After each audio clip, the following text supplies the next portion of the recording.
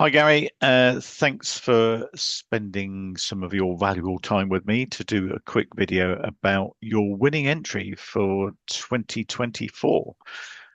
So I've got a few questions and hopefully we can get the answers from you. So question one, what gave you the idea for the Nottingham City Palm?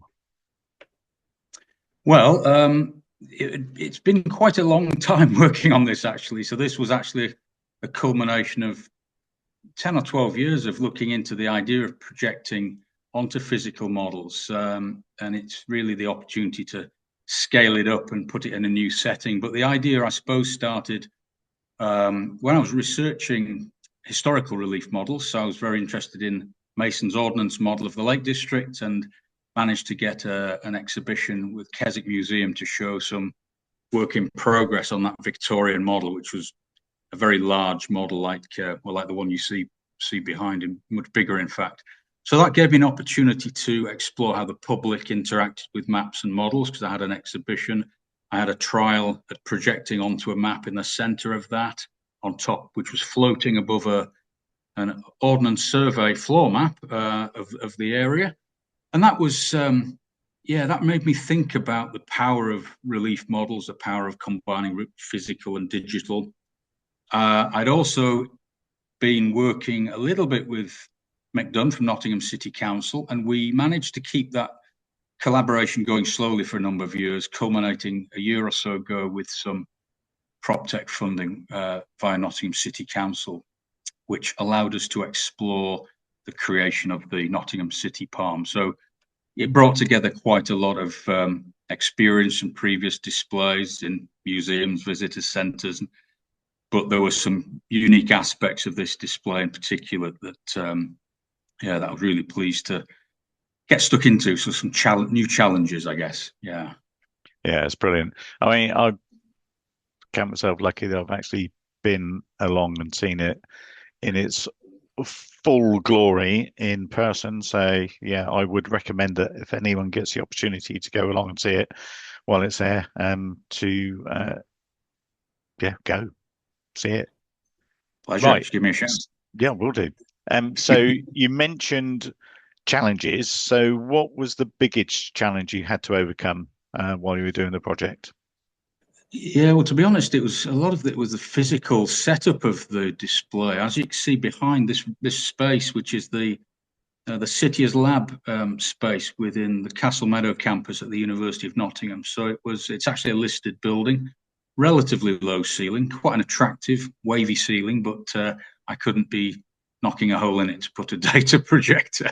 So so finding a projector with the necessary specification to throw a very large image whilst not pushing the model too low towards the ground. I did want the model at kind of desk height. I also wanted, as you can probably just see in the image, the map underneath it illuminated from above, the 1954 map, as a nice contrast to the modern physical model. So the model itself was already existed, so created by Z Mapping and updated through Nottingham City Council. It was a case of trying to create a physical replica of that, and that managing the process of bringing in what was effectively 150 printed tiles, 20 by 20 centimeter tiles, was a challenge. So I think a lot of it was really just trying to project manage a couple of different elements of it, really, and then a lot of the data that was coming out of ArcGIS that we'd already got that in a sense for an initial smaller rig we'd made with Nottingham City Council. So actually there was a body of content that we just needed to recreate to fit the new model, which had a slightly different dimension. So yeah, I would say it was more the physical makeup, and for various reasons didn't quite have the height or width to consider multiple projectors. And I think so in some senses the single very wide projector did the job in this case. We'd already worked out the scale of the model. We wanted it to be 1 to 1250 to match the traditional scale of urban planning maps, or maps used for urban planning, and And so the map underneath is the 1950s map at that scale. So all of these things coming together, I think, was made a big challenge Yeah. over what turned out to be probably about 4 or 5 months in terms of the physical build, I suppose. Mm. Well worth the effort, though. I can tell you, Well, thank you. definitely well worth the effort. So you'd mentioned about the tiles in 2020. How long did it actually take you to print all the tiles? Yeah, well, on average, the 151 tiles, on average, it was probably about 20 hours per tile. Mm. We had 2 printers running concurrently. Clearly, if we had more printers, or to be honest with you, Jim, I mean, if this was a first venture into working out all of the parameters for 3D printing myself within School of Geography, perhaps we could have optimized it, but it was one of those things where we just had to um, act fairly rapidly. And once something seemed to work within a time scale that would meet our deadline, we'd given ourselves a deadline of March 2024 for various reasons. So we just stuck to that. There were a few visiting groups coming to this space, and we wanted to have a launch. Yeah, So we did just. no, it's good. It's good. Yeah. Um, so did you learn anything new while you were creating your winning entry? Yeah, I think partly the size of the model and the setting in this space, it opened up the possibilities for a vast range of new audiences coming through this space. So I was, over the last year, we've probably had, I think we totted up about 1,700 people in groups of, from individuals to groups of 40, from Yeah. all, schools to the Department of Transport senior executive team. So it's been incredible learning just doing demos, watching people's reaction, watching how discussions emerge Mm. in different groups, and for schools watching how some of the children behave, seemingly in a very enthusiastic, engaged way, but the teachers will tell me, well, they're the kids that don't normally engage. So that the teachers were very interested in the power of the model, this what they referred to as kinesthetic learning. So the learning around doing something around a physical object, interacting with it, moving around it. So yeah, all sorts of things really. And we're just trying to take stock of that now, actually, and um, just try to articulate what the capabilities are of the model in this setting. And I think that the setting that we have here allows meetings in the middle of this space, and then that you have the theatre of them coming around the corner and the big reveal, much in the same way, harking back to my experience of the historical model in Keswick. That must have been that was a showpiece. There was a showmanship to its display. It played upon the innovation of the Ordnance Survey contour maps, which had been used to create it. So I'm seeing some parallels. I'm not saying this is my Mason model. I had 3D printers to help me, but I have been able to make some connections just because of the setting of the model, the size of it.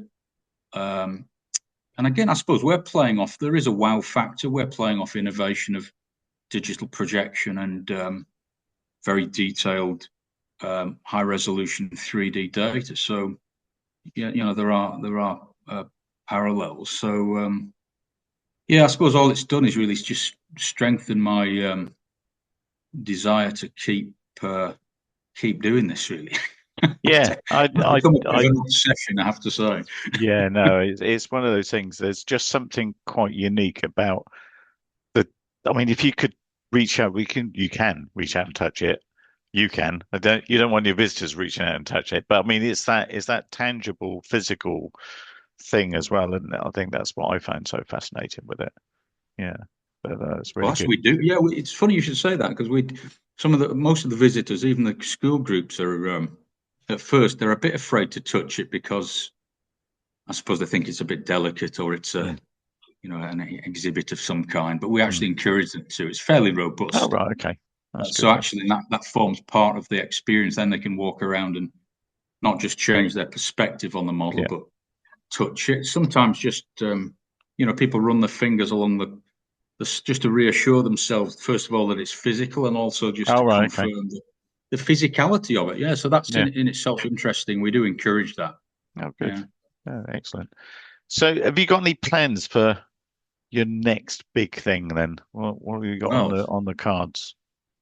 well, we've created a few mobile displays. So sitting just out of shot there is a smaller model but mobile of Bulwell, which is a suburb of Nottingham, so a town on the edge of Nottingham city centre, really. So we've started using that model in school sessions to promote, to get school groups to think about their place, really, and what that means to them. So we've collected some, for example, not, I wouldn't say oral histories, but just oral recordings of their favourite place. And we're going tomorrow morning. In fact, we're going to replay those in that session. So we have a school group for 10 weeks. So we've got the luxury of designing a project that runs for quite a few weeks in that school. Other ideas, I'd like to do more with oral history. So I had over last summer, as well as the Nottingham City model, worked on a model that was focusing on representing, I suppose, or representing the sense of place in the Skell Valley near Ripon in North Yorkshire, using some oral history recordings that the National Trust had already captured. So there, the challenge was trying to, keep the audio recordings central to the display, but play out any place references over the model as and when were, seemed fitting. So you're trying to, and as well, communicate the mood as well. So, for example, if someone was recalling their how they got snowed in for 2 weeks and couldn't get to school, we'd, as well as the animating the place references, we'd convey that winter scene through video graphics. So I think exploring creative use of video animation, but particularly audio, is something that I'm trying to push forward in the next 6 months, I guess. Yeah. Yeah, that's fascinating because actually, I think people do like to hear um, other generations talk about a place and their memories of it. So it's really good that they've done those recordings, and then Yeah. they'll live on forever, won't they? Yeah, Which I is mean good. they're so rich. Really, it's just really a case of keeping those front and center, but trying to augment it a little bit with some geographic info, maps, models, etc. Because also on the Skell Valley model, we had a section where people could look at maps from 1770 through to the present day, projected over the model. And to be honest, people were as fascinated with just looking at the maps as they on the model as listening to the audio. So yeah, just mixing it up, trying to make creative displays. It's really exciting. Yeah, no, it's great stuff. So how long is that going to be in situ? Are any plans for? Is there an end date, or is it going to be there for foreseeable future? The Nottingham City model will be here for the foreseeable future. There is a chance it might have to move building. This campus is being renovated at the moment, but there are certainly no plans to move it. Technically, it's movable. It's not portable, but it is in 4 pieces, and the rig. The rig does come apart into 3 pieces. So, given a day of effort, we could move it somewhere else, but no plans to do it in the short Yeah, term. a lot of blood, sweat, and tears to get it to pieces. Then. Yes, there would be, but no, certainly if anyone's out there who Mm. wants to arrange a visit, we'd be more than happy to host you here. It'd be great. Yeah, no, maybe it might even tie into next year's conference, possibly. We'll have Yes, to work out the yes, dates and things. So that's yeah, I'm definitely a sure it would. possibility. I'm Yeah, sure it would. Yes, good stuff. yeah, brilliant. Right. Okay. Well, thanks so much again for your time. Brilliant. And look forward to the next time we see that and the next iteration of whatever you decide to do. Please Thanks a share lot, it with Jim. us. All right. Certainly will. Thanks a lot, Jim. Pleasure. Super. Thank you. Cheers.